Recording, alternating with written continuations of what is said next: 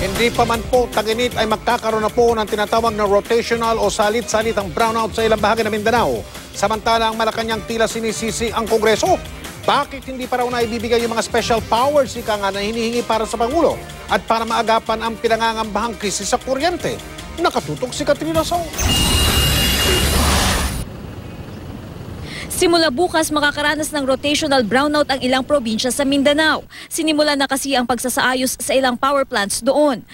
Kahapon isinara na ang 200 megawatt coal-fired power plant na Stayag para sa repair. Sa March 2 pa ito inaasahang matatapos. Ang isang unit naman ito mula February 21 hanggang March 16 ang shutdown. Ang rotational brownout tatagal ng 1 hanggang 2 oras mula 6 p.m. hanggang 9 p.m.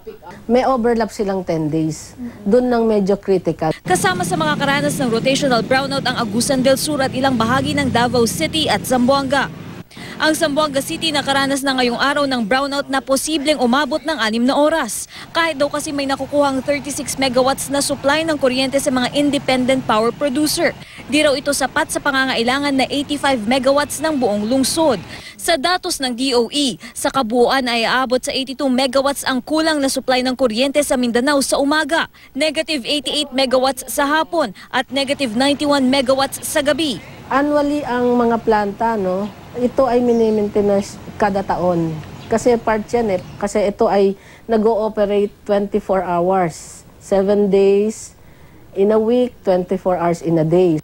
Importante ito eh, kasi hindi mo pwede siyang pabayaan. Isa sa mga nakikitang solusyon ng Kongreso para matugunan ang power crisis, ang pagbibigay ng special powers sa Pangulong Aquino.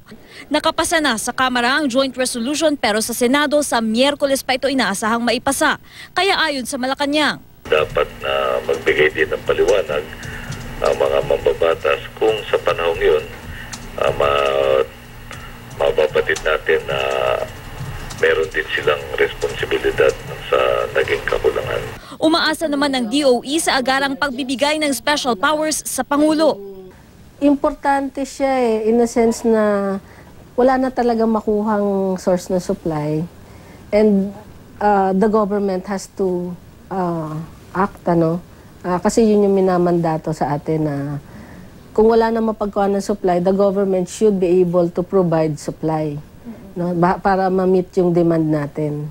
Katrina Son, Nakatutok, 24 Oras.